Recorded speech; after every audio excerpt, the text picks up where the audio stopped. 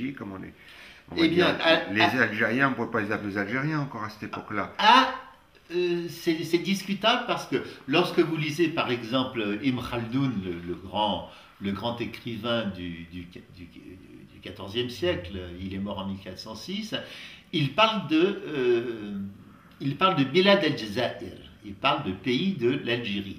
Bon, alors est-ce que ça veut dire dans son esprit le pays de Al-Jazair, des îles, c'est-à-dire d'Alger? Non, il semble que c'est quand même l'ensemble de l'Algérie. Et lorsque le pouvoir ottoman s'installe, la régence d'Alger, qui est reconnue par l'Empire ottoman en 1518, on commence à parler, on voit dans les textes le terme de Dawlat al-Jazair, c'est-à-dire de État d'Alger. Mais est-ce que c'est Alger ou l'Algérie? On ne sait pas.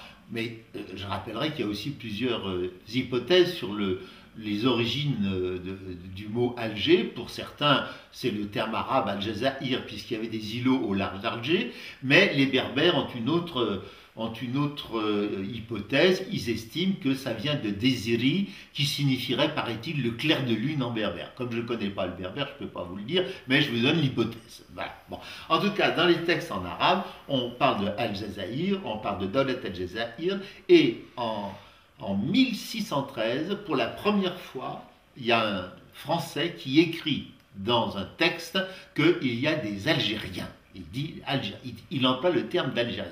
Donc il semble que de Alger, on soit passé à Algérie dans l'espace de ce XVIe siècle. Et la raison en est aussi sans doute pour la première fois, même si ce n'est pas un État centralisé, moderne comme aujourd'hui, vous avez quand même un pouvoir central à Alger, c'est le pouvoir du Dey, et vous avez trois provinces qu'on appelle les beyliks à Constantine, dans l'Algérois, Médéa, et puis dans l'Oranie,